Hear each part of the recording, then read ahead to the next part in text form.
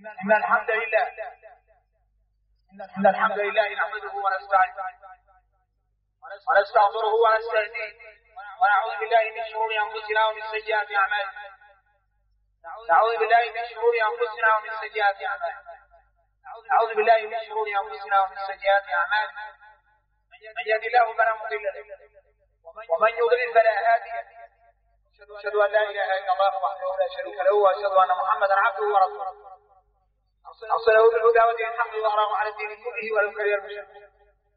والصلاة والسلام على أشرف المرسلين سيدنا محمد وآله وأصحابه وأزواجه وذريته ومن اهتدى بهديه إلى يوم الدين. سبحانك لا علم لنا إلا ما علمتنا إنك أنت العليم. سبحانك لا علم لنا إلا ما علمتنا إنك أنت العليم الحكيم.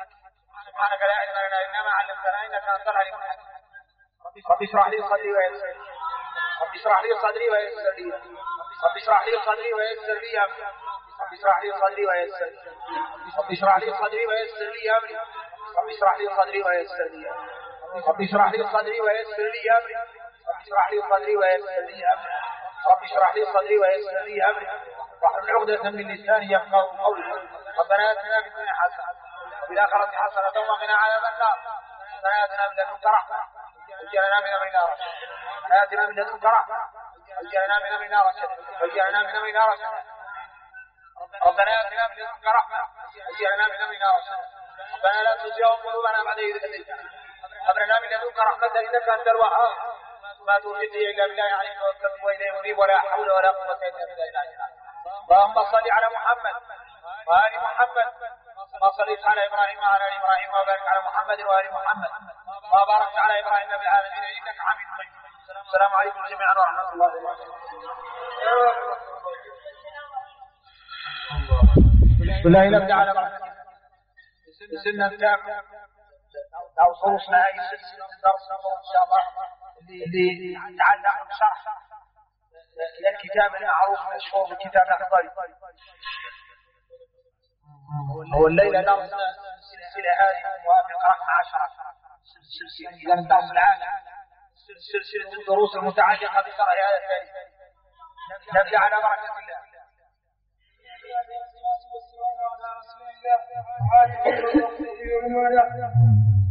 والبغض والرضا له ويقع بالعرف والنهي بالعرف ثم النهي عن المنكر. لا مسألة النص بين الإيمان والمنكر في ملاحظات وتعود ما تشوف الشعري فيه إشكال غريب وإشكالات. واحدة منهم من الشريعة غالبا تسبب الأمر بالمعروف على النهي عن المنكر.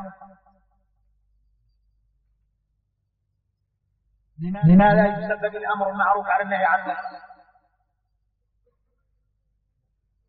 هذا غريب والله الغريب الصعب إنه الحديث قال صحيح مسلم ما رأى منكم منكرا فليغيره بيده فإن لم يستطع فبلسانه فإن لم يستطع فبقلبه. هو قال يغير. ترى إذا فكرت أنا قاعد من الرواية وتنقل منها هل تغير المنكر؟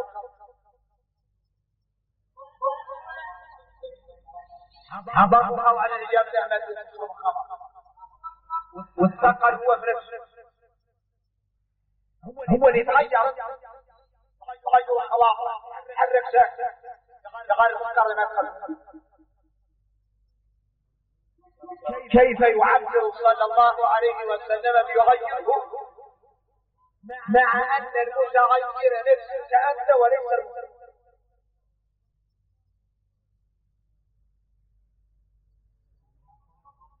وكاكم تحرك ما والله نافس وعرف شوف هو قال بعض الوقت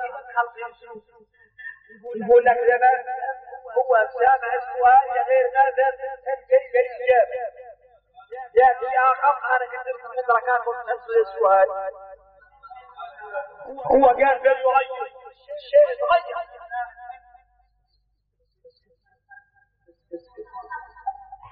ما يكلم ليس العقل هو أدب ما يخاف في أحد علينا. سؤال خارج إشكال خارج لا سويتكم جاوبوني الجواب ولا ما سويتكم هذول ما لا ولا ده بالجانب ولا شيء. ويصرف ما إذا كان فرا من الجن يستمعون القرآن فلما حضروه قالوا فلما قالوا فكرة أحدهم ذلك يتكلم. هل هو الأدب؟ ما في ولا شيء. السمع الحديث قال مرامي من القرآن بيده قوام يتغير قلت بيده رقاه كنت عنه بيده قوام لغير إنسانه قد المخلوق يتغير ويسمع له قد المنكر يسوي تغير في قلبه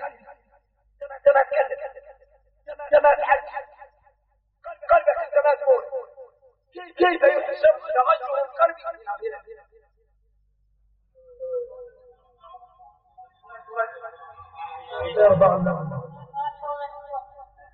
هذا الإشكال أحد من الله الحديث ينبه عليه ولا خلقون مطروح بعد إشكاله مطروح إشكال وقت يعني الحديث يقول إنه يغير ممكن يغير ما يقدر كون يعرف اللهم إذا عاد رجاء من إحداث والله ذاك من نفوس أكمل وتبارك هو يغير النتيجة لما رأى هذه الحال هو الضلال. لو قالوا الحديث إنكم مثل أمة يدعون إلى الخير ويأمرون وتتآمر فقط غير ما غير تأمر فقد يغير المنكر وقد يصبح لك فلا يتغير عند الأمر والنهي غير الحديث قال بل يغير التغيير عند ما يقصد من القلب يغير القلب مجرد يتغير هو من نفسه ما يتغير وفهمت قال هنا هذا الاشكال ما عندي ودرت تقول واحدين كده يقول لي مثلا بعض الاحيان وشمس طبعا مواضيع شيء عندي في بعض الاجابات ما يشابه ذلك بالنسبه للزوج الشريعه بحال دائما يامرون بالمعروف سابقا قالوا هذا دليل على ان المعروف هو الاصل وان المنكر طارئ من خلق الله هذه الدنيا بلا منكر حتى ترى ان مولانا صالح ما فيش خلاص ولذلك يقول القرآن ولا تفسدوا في الأرض بعد إذا هي كانت صالحة لا تفسد هيك تسلك مقم الدم صالح الإنسان خلق صالح كل مولود يولد مع الفطرة اللي يسلك مقم الدم أبواه أو بذلك هو أصله صالح. إذا هذه الأشياء أصلها معروف ما أصلها محرم سواء في فطرته أو في الكون عليها أسوأ هذا الكون كامل جاب مولانا صالح جاب كامل مولانا على الطريق المطلوب اللي يسلك من تدخلات المطلوب واللي يسلك الإنسان من النفس والهوى والشيطان إذا من لا معروف لا تموت. إذا المعروف هو الأصل والمنكر الجديد هذا دعم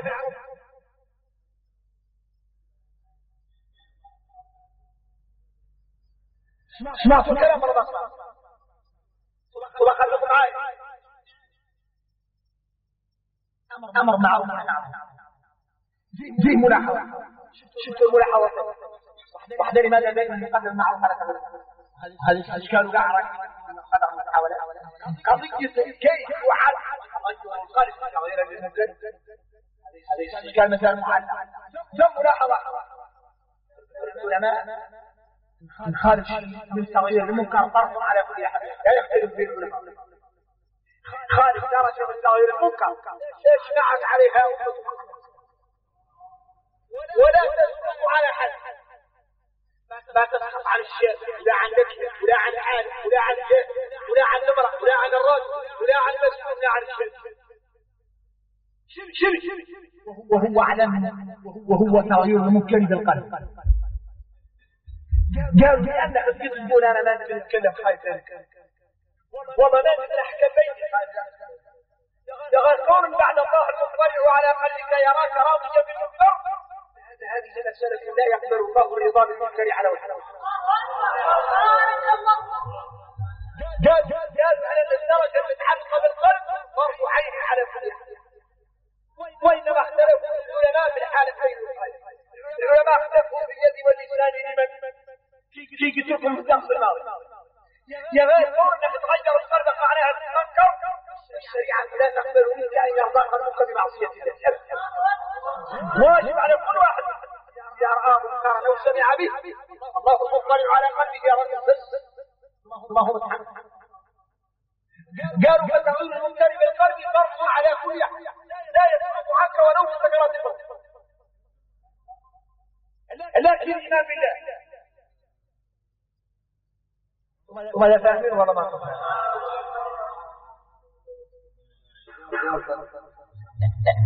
قالوا ايضا كما خدتوا الملاحظه ان خندرت لسان هاي ويجب يقول واحد انا ايمان بن عبد انا الثاني ما اسمع هذه الكلمه ديك وش الناقش يقول انا ما واقف في الشارع تخرص اجنبيا مع اجنبي وانت متورك تخرص انا عصيت ما في حد يرضى الله ان يرى يسمع بالمنكر. هذا ما قال من مولانا من اي مخلوق. اعلموا ان الله يعلم ما في انفسكم فاحذروه. هذه درجة حطوها قال في حديث جاب من الورع جعل تغيير المنكر ويتكلم قال من رأى منكرا فليغيره بيده فإن لم يستطع بلسانه فإن لم يستطع بقلبه وذلك أضعف الإيمان. قالوا الغريب ولم يقل وذلك أضعف التغيير. هو كان يتكلم عن تغيير كيف رصف الحديث التغيير المنكر إلى الإيمان. قالوا فدل على أن الإيمان من كان فيه قدر من ماء من الإيمان ما يحتاج عنه. ولذلك تحول من الكلام على تغيير المنكر إلى الكلام عن الإيمان مما يدل على أنهما أمران متلازمان. ريا أو تغيير المنكر منكرا أو ربا. إنك ما مقبول بدل عموما أنت متقرر ما غفلك إلى 60 سنة ما غفلك. ولذلك كان يتكلم على تغيير المنكر عن النبي صلى الله عليه وسلم الذي يغير بيده إذا ما استغفر وعن النبي تغيير المنكر. وهذا في الشريعة لا يعلم مباشرة تحول بينا مباشرة ذلك أضعف لما وقال في الحج الآخر وراء ذلك من الإيمان حبة خرط. قال وين هو يتكلم على تغيير المنكر وليس وراء ذلك من التغيير. أولا يقبل الله شامل التغيير بعد يغير لم يتكلم عن تغيير المنكر لأمرنا وليس وراء ذلك من الإيمان والله واضح وذلك أضعف الإيمان. قالوا دل على اختلاف هذا منع أنتاقب الكرتون جيك محمد. ايوه الحمد لله. شوفوا من تسأل شوف خارج كلمة اليوم يشوه في أحد كامل ولا واحد يقول لك أنا كيف ندعي مسلم كيف ندعيك وأنت مسلم مولانا إنما كان قول المؤمنين إذا دعوا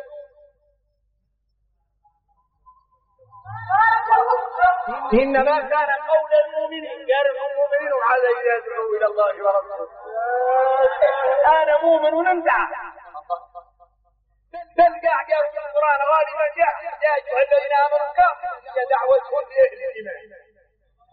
مولانا يقول لك يا أيها الذين آمنوا أرسل يعطيهم الجاع يضيف الصالح على القرآن يقول لك يا أيها الذين آمنوا آمنوا بالله أنا ديني بالإيمان والذي آمنوا والله يزيد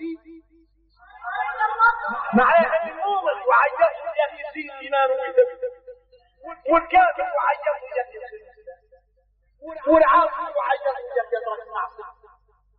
إذا حتى هو خضراء ويعني يجب هذا قدر عليه إذا فهمتوا غلبات. أيوة طيب. كانوا المولان يقول والعصر إن الإنسان وتعرفوا الرجوار كيف يقولنا في الناس يريع صالحة والله خالص. استلوا يعود ما يصالح والله. البوم يعود ما يصور صالح والله. المدفع يعود ما يخطر صالح والله. الموسم يعود ما يخطر صالح والله. الأشياء كاملة صراحة تعلم لجل معلم نجم صالح. ونريد عود لجل معلم نجم وما نتعلم الجنة. مولانا قال إنه ما خلقت الجن والإنس إلا ليعبدون. إذا أنت مخلق يكون عبد المولانا وتعبد الرجال معناها أنك إما تعبده أنت خاف في كل الرجل ما تبيع أصلا إذا مخلق العبادة ما تعبد. أمور الثاني واضح في أن فهم هذه الرواية غير واحدة منها فيهم قلة الصراحة لا يقول الحكام خايفين من الأخذ. ولذلك يدعو الإنسان محصور أخبار قال لك لا خاسر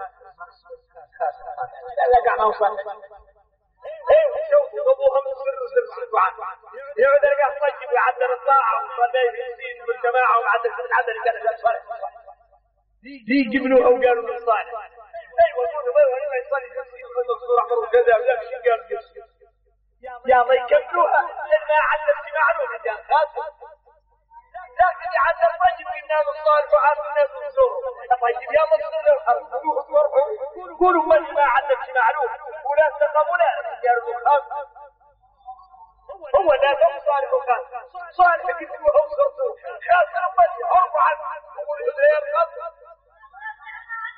وهذا هو قال ربنا جل وعلا قال والعصر إن الإنسان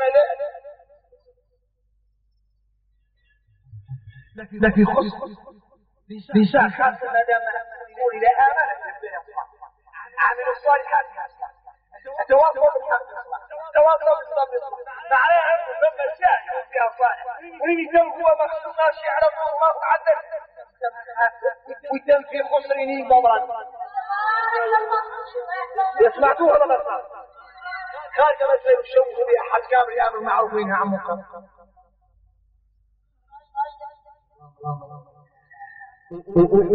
وننظر نختصر كم مرة ساسر وشبه يضرب به المثل أنا مرة نمثل واحدين ممكن يفهم والله تبقى أخلاق كان مرة وشيء القرية فيها العلماء والبر حد شمل العلماء درجة يتكلم بهم العلم والشيء وأنا بالنسبة لهم تلكاوي وجاب لهم راجل متعدل راجل كبير قال يا اخويا عندي يا هاري هون ولا نعم وين اعطاني مولانا عندنا وانت في قرب السياره نقدر نبرر فيه شويه حذاء وتعطيهم كلمه ورا صلاه المغرب شويه وقال ماشي وعدلت دارس درس مطابقه بطريقه طيبه انه جايب شيء يعني إذا صلينا المغرب وتلفت اول المسلم ما في حكم الشاشه فيه الناس من اللي كلها مرتبة ونقرأ داخل الموسيقى والله بدار ولا قاعد يخرصوا هذه اللي قاعد كيف لا يتكلم الشوامين قاعد المرقات قال من يقول له اتقوا الله ياخذ الراجل دخلني في البيت قال دخلنا إذا قعدت وما قعدت على المنبر قاعد على المنبر هذا شيء زيادة شلون والله لا على الكتاب الشوامين شاهد ويقول لهم اتقوا الله فكرت اعطاني مولانا قلت لهم شوف انا قاعد اتكلم لكم ولا يلي ثم مش من اهل العلم شوابي الدين ما شاء الله واقع كل شيء كان بين الله يعني كذب لكن بين الله يا غير قال جماعه الرحمن مولانا في القران قال عن خالق منكر بالله واعلم به الهدهد والهدهد ناهي عندكم صوبة سليمان وناهي العلان الهدهد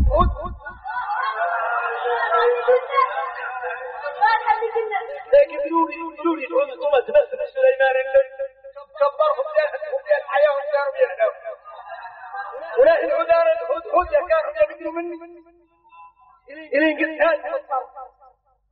فعاد إليه هذا لباس هذا تقارن داخل لباس زيارة عن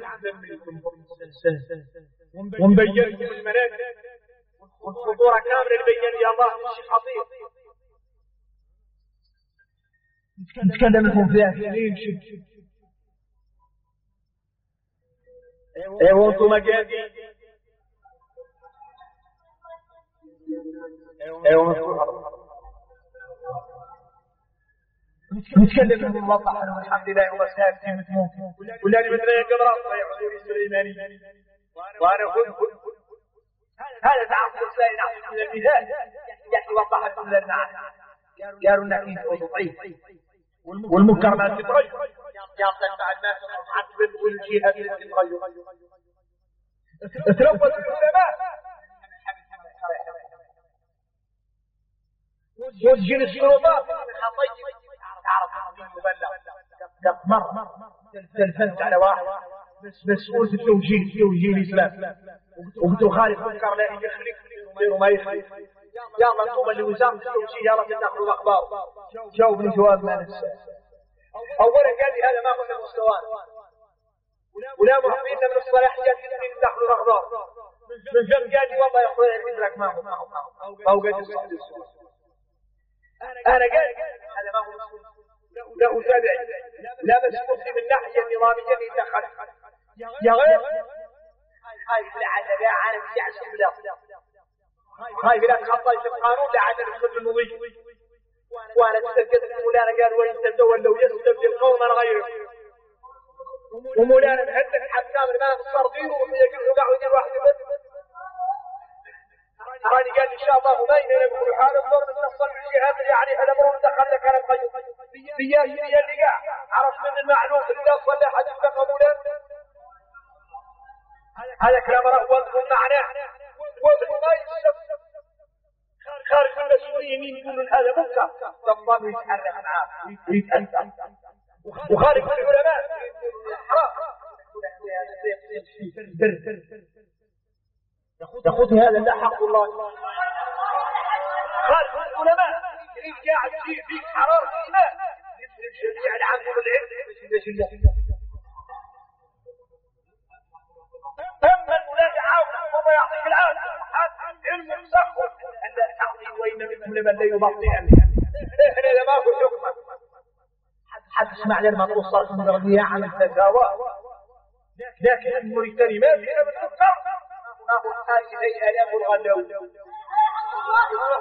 ما في عالم واحد تقريبا يتكلم ويقول هذا من مناكب الأساس والاختلاف والفساد ودي حلقات الله يحفظ إذا كان على من قضية في الهدهد على أن يعبر جاء علم منكر ومشاق ويقول إلى عادة الجبال يغير ولا ماذا يبلغ الناس اللي فوق والناس اللي عندهم كان يعلموا ذلك يحاول كامل يبلغ المسلمين والله الناس عندهم جات بعض النقاط زمن اليوم تطرح الواي اقعد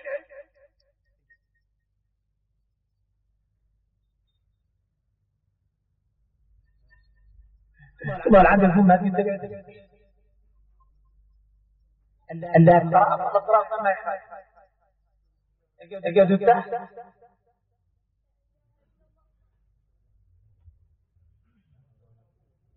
السمع زمن اليوم سمع حديث اتفق عليه البخاري ومسلم دعاة على ابواب جهنم من اجابه الى هذا يقول انا دعاة ندعو الى الله من دعاة على ابواب جهنم ينقال وهذا قاعد يقتنع امرأة يدعو للسحرات والرقصات والهول والدين دعاة على ابواب جهنم هذه الباقين عدل الخلافة يحجب بها من مخالف السنة كاملة من يفلسوا الدعاة عليها الثاني تجعل عن دعاة على أبواب جهنم الناس اللي يقولوا اتقوا الله أي وش حليت لأبواب جهنم كل خمضة لك عندك أبواب الجنة لماذا كلمة صبر خلى شو حد يقول اتقوا الله؟ قل له كذبك الله وكذبك رسوله وكذبك مولانا قال فراس حزب قال حزب المصحف فيه الموضوعات شكله قال ويا قوم مالي يدعوكم إلى النجاة وتدعونني إلى النار فدلت هذا راس الحزب سابق قاعد في الصراط لا يمكن حقيقة في الصراط غير اللي قال لك المصحف كراس حزب مخرب لو لك راس الحزب مبدوء من الأرض فيها شكلين من الدعاء دعاء يدعون إلى النجاة ظروف من عذاب الله والخوف من المولان لا حرام لا حلال استغفرك يا عدك وخارج وحدين يدعون الى النار وهذا المشركان وهذه الشريعه ان يوصلهم على المصحف والقول خلاص الحزب والاتباع يعمل الصراط يحمي الاخلاق جاء مولانا في ايه من القران وجعل عن الانبياء وجعلناهم ائمه يهدون بامرنا يمكن يقول الدعاء على ابواب جهنم حتى خارجين ائمه الامه على ابواب جهنم خارجين ائمه النار خارجين ائمه الجنه قال فلان عن فرعون قال علم يقدم قومه يوم جعلهم ائمه يدعون الى النار ويوم القيامه لا يبصرون فرعون جعل الشرك وقال عن واحدين من الانبياء جعلناهم ائمه يهدون بامرنا ووحينا اليهم جعل الصلاه واقام الصلاه وايتاء الزكاه إذا ما خالق ألوان ما خالق ألوان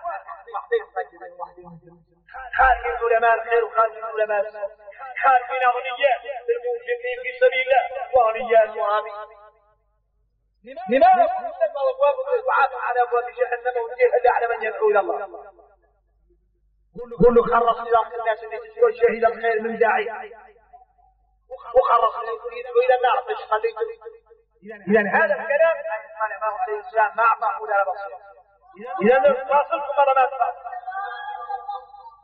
سابق عن الكلام على قضية على قضية الأمر اللي كان علينا أبدا شغير قالوا عن خالد قالوا مثل السبت سامعين السبت وربح واحد قالوا علم نهار اليهود ساعة طيبة اليهود إليه دعوا موسى إنا هدنا إليك اليهود والنصارى ما امدحوا بعد العقيدة يوجد بعض الطبائع الطيبة قال لتجدن أشد الناس عداوة للذين آمنوا يهود والذين أشركوا ولتجدن أقربهم مودة للذين آمنوا الذين قالوا إنا نصارى ذلك بأن منهم قسيسين علماء ورهبان الحبان وأنهم لا يستكبرون وفيهم قال وحدين يسمعوا ما أنزل إلى الرسول وحدهم إذا التماس ولذلك أكثر اليهود لا يجب حد المسلمين لا يجب المسلمين ما كانوا يطحنوا في العالم لا يجب يصورون يحدث يدهم لأن اليهود لا يتحمل المسلمين جغال يدخل الشرف فرنسا وبريدات فيها النصارى لأن النصران يشفر فيه من الرحمة على المسلمين هذا حكم الله تعالى والله ما أدخل قالوا عرب خالق قرية يجب شرع ثاني يحترف موريتاني يحترف والله يعطينا خير شرف ايه من لا قالوا عنه انه قد قصدهم روايه حواء فلا بد لهم وهم حاش ربحا ولا بد لهم لما يحوش ايام شوي يقول العياط وعاقبكم فلانا انه حرم عليكم الصيد يوم السبت انهم لا بد من يديسوا وعن الحوت يوم السبت اعطوا بها فتره وهم صابرين ولا قالوا عجب عاقبكم فلانا قاعد يقال وهو على المشعل قاعد حوت لكنه مخموم عاد الحوت يوم السبت واللي يتبطح قاعد حاسب والايام الاخرين والصبح قاعد يقرب حوله يشوف ولا ولد يشرك ما يعرف عاد الحوت قاعد يقوم اسبوع كامل يبطلوا ما يروا ويعود يوم السبت يوم العصر وراس فراعينه حاسب ولا حاسب قالوا هاي الصلاة الصلاة يوم الراعي في الحوت وعلى غالبنا ما حول شمس وجماع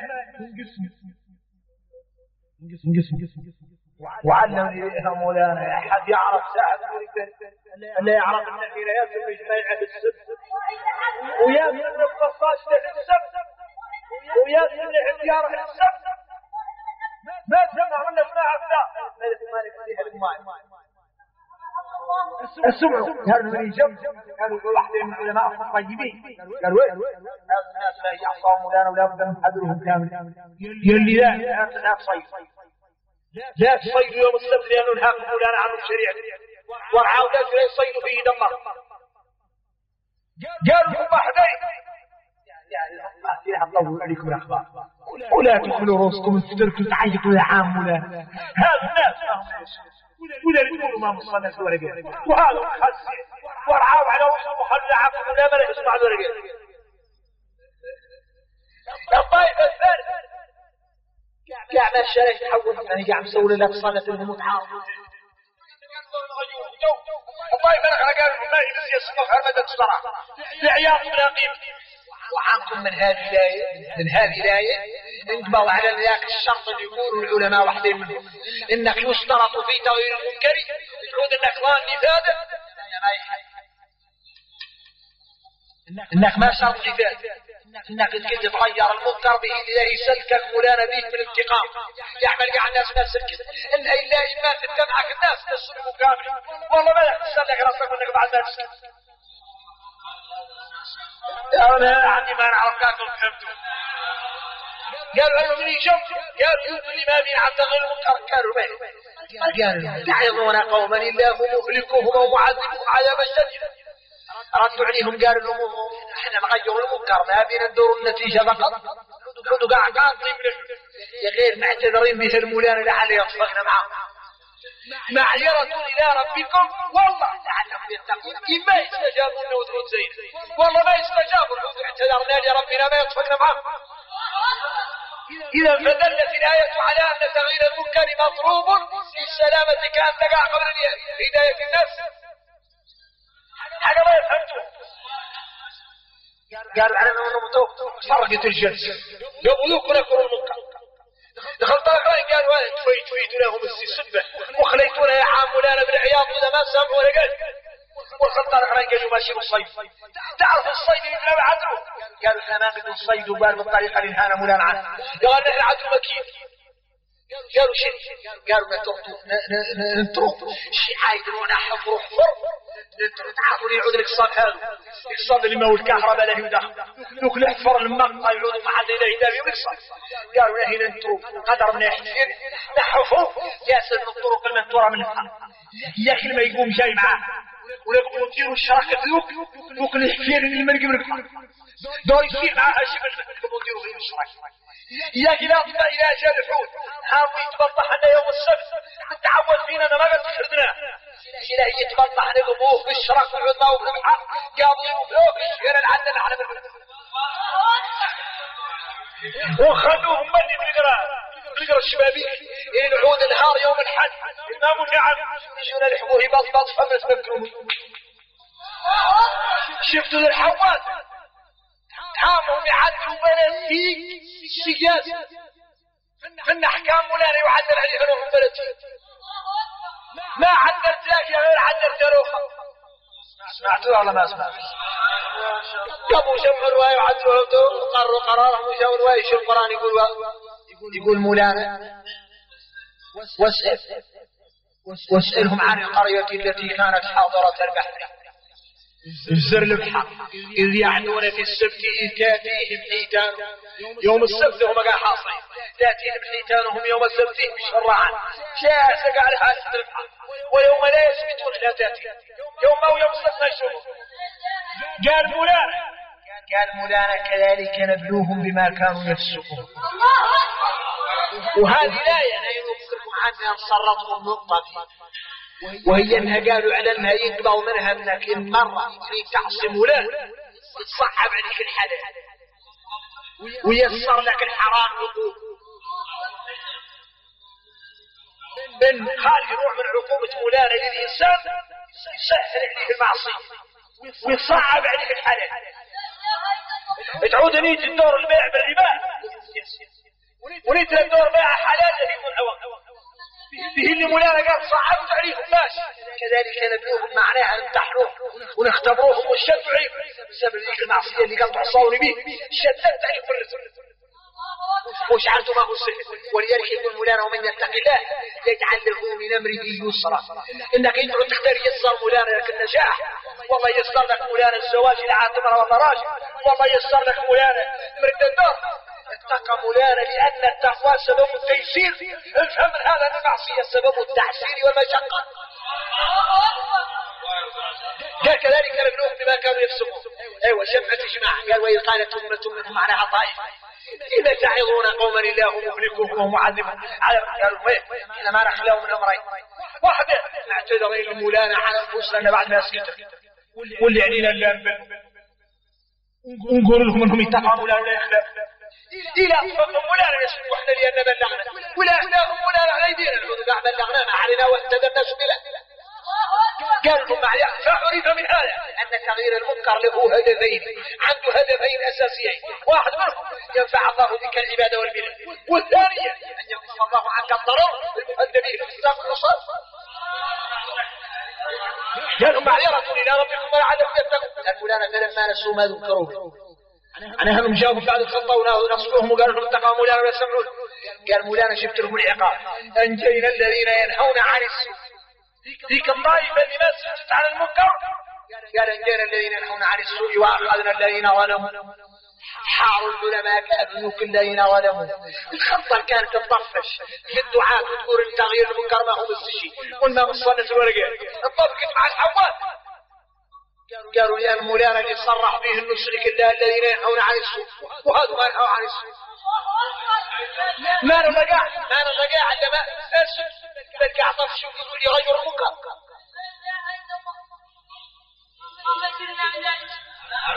فهمت الكلام ولا ما؟ قالوا فوقذ من هذه الآية نرجع ما يجي يتفرج على تغيير المنكر ما والله ما فهم. قالوا أنا كنت تختار في أحد من عباد مولانا الصالحين قال لك هذا صالح من الصالح لا يغير المنكر انك عرف انه ما يحب من صالح ما يقدر ولي من اولياء مولانا ولا يغير المنكر. قالوا هذا الدليل عيش. قال يا مولانا يذكر الصالحين قال ليسوا سواء من اهل الكتاب امه قائمه يتلون ايات الله اناء الليل وهم يسجدون يؤمنون بالله واليوم الاخر ويامرون بالمعروف وينهون عن المنكر ويسارعون في الخيرات واولئك من هذه اللائحه للعلماء في تغيير المنكر الصالحين ما يفهم. قالوا لي يقول لك انا قاعد انا تابع النبي صلى الله عليه وسلم من السنه قول له من ما تغير المنكر ما انا تابع النبي اذا قال لك شنو الدليل قول له قل هذه سبيليه ادعو الى الله على بصيره انا ومن اتبعني. قال مولانا انك يترك اتبع النبي صلى الله عليه وسلم تغير المنكر. اذا شفت قال ما يغير المنكر وقال لك ما كذا قول له الدليل ما تغير المنكر تكون مبرتي يقول لك شنو دليل قول له قال مولانا العصر والعصر اذا الانسان في خسر اذا انت حاسد يقول اذا غيرت المنكر حدك يطلع عندك نتيجه خساره. ثم فهمتوا ولا ما فهمتوا؟ إذا قال لك واحد أنا ما نغير المنكر من دور العافية يقول العافية من رحمة مولانا قالوا ما يعطي رحمة الله المادة تغير المنكر. المادة كان ما تغير المنكر ما رحمها الله لا في الدنيا ولا في الآخرة. قالوا شنو دليل؟ قالوا والمؤمنون والمؤمنات بعضهم أولياء بعض يأمرون بالمعروف وينهون عن المنكر ويقيمون الصلاة ويؤتون الزكاة ويطيعون الله ورسوله هؤلاء أولئك سيرحمهم الله. إذا أنت ما أعرف موعود هذا واضح الكلام ولا ما هو؟ قالوا يدعو تختار تعود ناشي عند مولانا وتعود فايز عند مولانا وملما ركب راسك. قالوا يرتك انك تدعي المولانا. قالوا يا دليل خشن. قال كنت قارهم بدل خلة الناس تامرون بالمعروف وتنهون عن المنكر وتؤمنون بالله وعقب قال في الايه الاخرى اعلم اولئك هم المفلحون ولتكن منكم امه يدعون الى الخير. قال يامرون بالمعروف وينهون عن المنكر واولئك هم المفلحون. اذا معناها ربط الفلاح بالدعوه وربط اتباع النبي بالدعوة وربط السلامة من الخسران بالدعوة وربط النجاة من عذابه بالدعوة. ما ربط قال على النار يجي يجب العياض يوم القيامة الشاكر المال وشاكر يدور مولانا يرحمه. قال لهم ما بشوف عليكم يقول كنت تطفشوا الخير في الدنيا. قالوا ربنا غلبت علينا شقاوتنا هذه قراءة قراءة نقرأوا بها رواية ورش عنك وقالوا ربنا غلبت علينا شقوتنا. غير قراءة حفص وغيره ربنا غلبت علينا شقاوتنا وكنا قوما ضالين ربنا أخرجنا منها فإن عدنا فإنا. وش يقول لهم ولا يقول لهم اخسئوا فيها ولا تكلموا. كاين عدنا السوء لا أنا ما نقابلهم يتكلموا عمر ومش يشوف عليهم. يقول لهم ولا تكلمون. يقول لهم نشوف عليكم مسألة أساسية إنه كان فريق من عبادي يقولون ربنا آمنا فاغفر لنا وارحمنا وأنت خير الراحمين فاتخذتموهم سخريا حتى جعلهم ضحكا حتى أنسوكم ذكري وكنتم منهم تضحكون. وعليه هذا الخير يكاد يكون كله مربوط بالدعوة. ولكن قبل أن نختم هذا الملف المطول لا بد من نعظم للدعوة قاع شبه ضوابط. قالوا على المولاي لا أمر بالدعوة كي يتبذل القيود ولا بد أن تشكل بدون قيود والله تمشي رانك ما نقدر إلى الله. ما ممكن نتكلم داعية إلى الله ولا ممكن نلقى ثمر المعروف داعي إلى الله. لا بد من تتخيل بالمنهج اللي قال المولاي أمر نصر بالدعوة إلى الله. قالوا ادعوا إلى على هدعي شريعة مولانا يدخل ما على السبيل ربك أفضل. إن العود الفرق ولك ما هو السبيل ربك ذاك سبيلك أنت فرصك. إذا نعرف سبيل ربك سابق تتكلم. اقرأ في الطريق مولانا شيء اللي يقول مولانا شيء إذا ذا بدرك من تقرأ ادعو إلى سبيل ربك كي يذهب الجود. قال بالحكمة قالوا الحكمة شنو؟ قالوا الحكمة الكلام اللي أولا يحكم الناس وحاكمك انت اللي عنك خطأ حدودك لأن تعرفوا الحاكم لا لعنك لا توطي والتكرار قدامك حاكم والحاكم ومحكوم عليه والحكم يدل على الفمش يحكم. ادعو إلى سبيل ربك بالحكمة. قالوا العلماء وهو القول المصيب المطابق للمقام. معنى انه جل يقول هو المناسب ما زد فيه ولا انقص ولا تعمل. ولذلك ذكرنا مولانا ولقد اتينا لقمان الحكمة إن يومي مولانا قال الى سبيل ربك بالحكمة. ولكن الصمت الذي كان يقول للراس اللي اتاه الله الحكمة شعد لهوان يركز على العقيد ويقول وامر بالمعروف ونهى عن المنكر واصبر على ما اصابك ويعلم التواضع. يقول ولا تصاعر خدك لا تحول في رقيبتك. قالت له الوقت ما يقول ضرب على الشارع مدورك وورق دعاء تحول شبيه شد التكبر. ومره ملي الاولك هو يتبيدع وكان عليه عابد ولا يا اخي خاص رقه وطرته قاع. قال له لا تصاعر لا تحول في رقيبتك كانك متكبر على الخلق. يا ما لقى كامل حوز رقبته يا حد يطرح عليها موسم. بهذه يدل على كيف يدل على المتكبر ما هو متواضع. قال كيف تفيق لا تحدى الحدود رقبتك تدل على انك متواضع الملام. عبدك ولا تمشي في الارض مرحا لا تمشي مشي تلقاه المستخدم تمنع عن التكبر والشعر براسك. واضح عبدك قالوا اغضض من الصوت كي تتكلم تكايس من عندك كذب ان انكر الاصوات لصوت الحميد. عبدك يا بني اقم الصلاة اعترف دينك واعترف عبادتك وعبدك بلغهم اللي دين مولا على قدر حالك. قالوا هذه الكلمات الموصولة وهذا التواضع الموصول يدل على أن الحكمة هو الكلام السليم الموصول المتناسب مع المقام. واضح ولا ما هو واضح؟ وكل الأمر مولانا الحكمة على حسب المقام.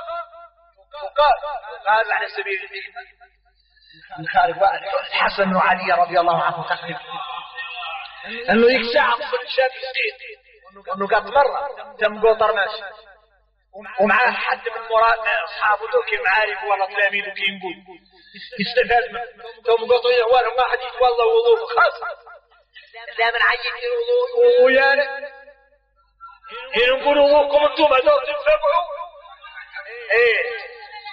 اللي على عين داخلهم واللي يمرمر ما هو صالح اللي شافها من هذا يتوضا وما هو سليم فكر هو وصاحبه اللي معاه. قالوا احنا اذا قلنا للراس الرعام يكون منكرات لا يغيروا ولا يطبقوه. قالوا بينكم قالوا احنا اذا قلنا له هذا من ما يتوسع ربما قاعد يقول نطيو والله يسخر منه ولا وتعود ما بين النتيجة وربما لا فكر قال حسن أعطاه مولانا حجة والله معنا صاحبه قال له قلت وهاينا نعدلوا له مخطط نغيروا به المكان قالوا شنو؟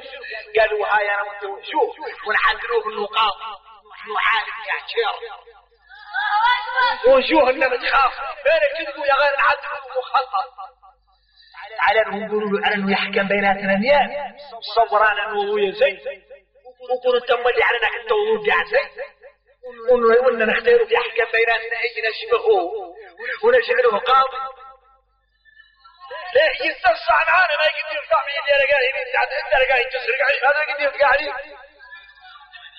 قالوا بالآخر علموا الطريقة قالوا هاي زينة وهاي شفتي الحكمة مزيان جاي مماشي وجاوه قالوا هو لا يقرأ ولا يرفع واللي بقى أعلام وبقوهام ولا يدفق المغرج ويقضاه والنار جاوهم وعليه السلام عليكم وعليكم السلام لا بأس لا احنا كل واحد منا متوصف انه هو زين وهذا حق قال مولانا سجلنا لكل أمة عمله هما بقلبي قال الحسن الوان هذا لا متوصف قال له ويا هذا فكرتش اخويا هذا هو اللي متوصف انه هو هزيم من الدنيا كان الهي خليك اختاروا تحكم بيناتنا يا اخويا تفصل بيناتنا قال لهم ايوه اقدم عليه الشيخ اقع منه السبعون من الغرايب شوف هذا النوع من الذين يبدأ صدوركم الوضحون واحدين اللي يسمعوه يقولوا ويضحك عالم مولانا إلا قاصمة الله أنا ما رجعني يا أخي ضحك رجاه يا غير اختار العدل اللي يمشوا حال والناس ما تعرف اختار اللي من أمريكا يصرف كنين به المرارة لعل يكذب اللي قال يصرف واللي من أمره قال يصرف الديرون وحلقر تمرة حلوة لكان يوصل لطوة طريقة حلوة حتى يصل الدواء إلى الجواب بعض الناس يسمعني الحل في العبارات ومبسر خياك تتقال الناس يقول هو يضحك أنا ما مجال الضحك يا غير نختار السوق للناس الأدوية طريقة لا ترفرها وطريقة يتقال فيه المثقف والما هو مثقف يعني أنا لا نقضي طائفة من الناس أنا النور يتقال فيه الحال ما أحلى ملقاه واشهر الناس لا بعد العجالة كذبون السعود شوف يقول من الكلام راح يسمع حين يضحكم وكذا يقول ولا يضحكنا عارفوني قاعد يقول هذا نوع من الخصم السعود قال ويا شوف يحكم بيناتنا قال لهم الله جاوهم وتبرتوا قبل المغرب وعاد كلهم يقمرنا شوف تمضمضت يعني شوف اللي عدل هذا تبارك يعني كلهم يقولوا تبارك يا تبارك خلص يا صاحبي قل شوف الزيان الشيخيانة ولا الشيخ شوف مضمضت يعني شوف الصيريان الوجه شوف حق ضي الغالب أنا حدث أنا شوية ولا صاحبي وهو اللي شوف اللي يدرس على واحد من الشيخ يتوحروا كلوه هذا دماغه وما حصان قاعد اللي يتوحروا كلوه عاد ما نقول له فوق قالوا السلام عليكم أنا واحد يعلم اللي ما كان يتوضأ إلا أنا أما أنتم هذا العادكم ما يقدر يشكر قاعد هو ما تتوضأ يتقاع هذا العدل هو له وانا ما قلت والله انا قال له ما اقدر احكم بيناتكم انا هو ما قلت والله وانتم العدل من يقود وانا قاعد ما قلت والله وصلوا شوفوا صرطوا هذه البدايه وردوه عنه وغيروا المنكر باحلى طريق واحسن اسلوب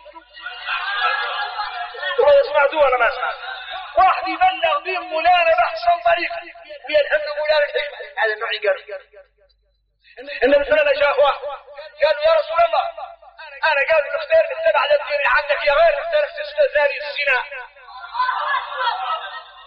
لذلك قال لهم الصحابه شو من شروط مولانا كره اليكم الكفر والفسوق والعصيان او يقعد لهم مخلوق هام ان الدين مسلم منوش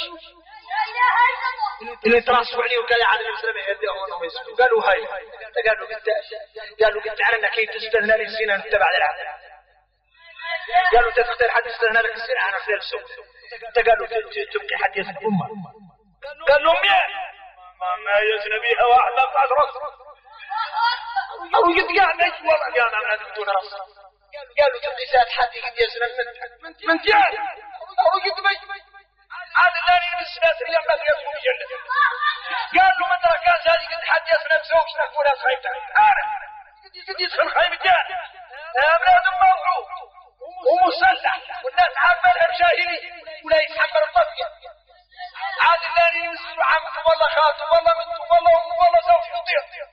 قال شوف قال يا ريحتك انت السلاح لا يتزن لا بغت واحد والله من والله عم والله خال والله زوج.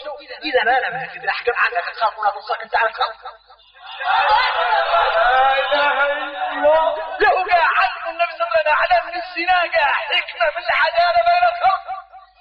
لا تسلب الخلق والخلق محكوم عنك لا يسلم. انها عداله الله التي لا تعرف الى الجور سبيلا. الراشد يريد عنك دواهم اللي دار له دقه راح يدعو على قلبه وقال الله طهر قلبه وحصن فرجه. على عيام مولانا السلم القلب والشهوات في الزنا ودير الملحله الطاعه والشهوات الحلال. الراشد قال واشهد ان لا اله الا الله وانك رسول الله. والله قالوا يا رسول الله ما خارج اليوم على وجه الارض اكره في الزنا. هذا النوع من الحكمه والسليس مع المخالف اللي كان الواحد العاد فيه يقول قد يعارف ودريس والشوق. هذه الى سبيل ربك. هو معايا ولا ما معايا؟ والموعظه الحسنه قالوا وين شوفوني قال ادعوا قال بالحكمه ولين قال الموعظه زيتها بالحسنه ولين قال جادلهم قال بالتي هي احسن. قال وزرت اليوم ان حد يدعي مولانا مشكل ومقيد اذا دعا فبالحكمه وان وعظ بالحسنه وان جادل فبالتي هي احسن. إذا فدل هذا على المولانا ما يتقرب له. ولذلك نقول لكم في الدروس أنني وفلان يقول لك اللهم رب هذه الدعوة التامة معناها أن فهم دعوات ناقصة فيها خلل. يعود إنسان مداعي غير دعوته فيها خلل وبالتالي يهدم الإسلام ويضيع الإسلام. وللي علم مخبرين تعرف مرة راكب سيارة وفيها شيء من هذا الخوت للإخوان ولكن الخوت الإذاعة اللي تحاول مدة مرة ومرة تطلع. اسمعوا راكب معاهم الأولي فيه واحد اللي يقول له موريتاني كوري ومتلاطم هو ومثقف من موريتاني في الكاك. هذا السنة ماضي الكوري ما يتكلم يقول بالفرنسي وموريتاني هذا لو خرج ما هو كوري يتكلم إلا بالعربي ويوم ما يترف والكوري فوق راسه لا ولا خرج يقول له ما كذا لو ما لا يترف تحس عليك ليش ايه مولي دور الحزب نفسه يترف وقاعد قلت له شوف هو الكوري هذا يفهم الحساس. انا ما اعرف كلام انا يفهم الحساس. قلت له انت قلت اللي تتكلم بالعربي صايب عنك اللي تتكلم بالعربي اصلا اباتك ما يتكلم بالعربي واماتك ما يعرفوا العربي صايب عنه تتكلم بالحساس ياكلها يرجع له متول خلي عنك الفرنسيه ما يلوق تقول يلوق تباتك تتكلم بالبولاريه والصنوكيه والوظيفيه كلكم يرجع لاصله. اللي قلتها له قال الكوري هذا حق قام ذاك يتكلم بلغته قام ذاك يتكلم بالحسانيه عقبوا قاعد كانوا بالحسانيه وقعدوا في ليلات المنتصف. الدنيا لا يتتراكم على الشمال ما هو لاحق هذا طالب ولا من فضل وقعدوا كامل ينتصف عاد الكون يقول له هذا وخليت عنك الفرنسيه بيه اللي قاعد ما يلوطك وارجع عنا على الوظيفيه والصاروخيه والبولاريه ولكن بكامل وتكلم وتابوا بالحسانيه يتكلم بها معنا والراي ثقافه الله ريال يتصلون معاها انظر كان يقلع كل السلم منه وراهم قرش فيه كانوا يبردوا لا يترف عاد تعرفوا النخلي عاد تلاقوا وقعدوا عاد يردوا بالحسانيه رجعوا كامل كلها موطني. لا بد من الحكمة والكياسة إذا كامل تعرف ليش والله ترى ما كنت فاهمين. ادعو إلى سبيل ربك بالحكمة روض للقول المناسب والموقف المناسب. لعل الله تعالى أن يفتح على يديك أو يقلل الشر عليك. مرة كنت قاعد ما تنجح بالقضية يا غالي خفف مولانا الشر يا أخوان أدخل بيك والله ما كنت فاهمين. ادعو إلى سبيل ربك القيد الأول يريد تدعي بالحكمة يريد توعظ جادلهم بالتي هي أحسن. يتجادل يلوذ الجدال يعود مطاف نتكايس يكان القلوب اللي دورها تسمع منك وتقبل يكانها فهم. إذا أيدنا الله بهذه القيود يكما أنهم اللي يقولوا تغيير المنكر وكنا جيما قالوا إيه أيوة يبقى سمي الشكاية يقول لك بعض الناس الحضر الله يدعي مولانا يرجع عود عالي ويعود كذا. لا عالم دي المسألة ما شرط يعود عالي. اللاني تعود الله يتكلم عليه تعرف عملك ما تعرفه هو تكلم بدل تعرف أصلا. هذا مضمون من قول رسول الصحيح البخاري بلغوا عني ولو آية. معناها انك يدعون عنك الآية بلغها. لا غير شيء ما تعرفه. والله ما فهمته. بلغوا عني ولو آية تمشي على كل واحد منا داعية إلى الله. إذا يتكلم لك لقاه يقول لك ليش؟ قول لهم لا بلغوا عني ولو آية. أنا لا أعرف هذا القدر ما يحب وش هذه يا ما نسر الشعب. والله ما فهمته. وضاحكم كاملي. ايوه طيب بس انا قلت له تقدم مع النص والله الوقت انت ما تريد تسمع شيء. ايوه وضاحكم. هذا اسمحوا لي انا طولت ذا المقام. بيدي كثير من الناس لا يتكلم بالحق ما تركتوا وحده وجاوب عرض. واخترت يا كان يعطي مولانا يحاول اللي منكم هام الدعوه الى الله الحقيقيه بكياسه ما فيها مشاكل على انه ينطلق ولا يخاف من الله. سمعت ولا ما سمعت؟ فهمت الكلام؟ اذا ان شاء الله الوقت قاعد يبدو يمتحن ونعود الصريح غدا ان شاء الله وشين قالوا تغيير المنكر في ارانا للموضوع الليل ثلاثه نتكلموا الحمد لله فيهم اللي على تغيير المنكر امر معروف ونهي عن المنكر. ولا نختم الدعاء ان شاء الله. يا ربنا يا ربنا يا ربنا يا جلال والإكرام يا حي يا قيوم يا حنان يا منان يا وهاب يا فتاح نسألك اللهم بجميع أسمائك نسألك اللهم بجميع صفاتك نسألك اللهم بيدك كله لا تتركنا ما أنبل إلا غفرت وتجاوزنا عنه بلا حساب ولا عقاب ولا عتاب لا تتركنا ما أنبل إلا غفرت ولا هم إلا فرجته ولا عيبا إلا سترته ولا دنا إلا أديته ولا عدوا إلا كفيته ولا مرضا إلا شفيته ولا مكروها بجميع المكاره إلا أجرتنا منه. اللهم حببنا إلى الإيمان وزينه في قلوبنا وكره إلينا الكفر والفسوق والعصيان. اللهم اجعلنا من الراشدين. اللهم اجعلنا هادين مهديين لا ضالين ولا مضلين. أرنا الحق حقا وارزقنا اتباعه وأرنا الباطل باطلا وارزقنا اجتنابه. وآخر دعوانا الحمد لله رب العالمين. صل اللهم وسلم وبارك على سيدنا محمد وآله وصحبه وسلم تسليما كثيرا.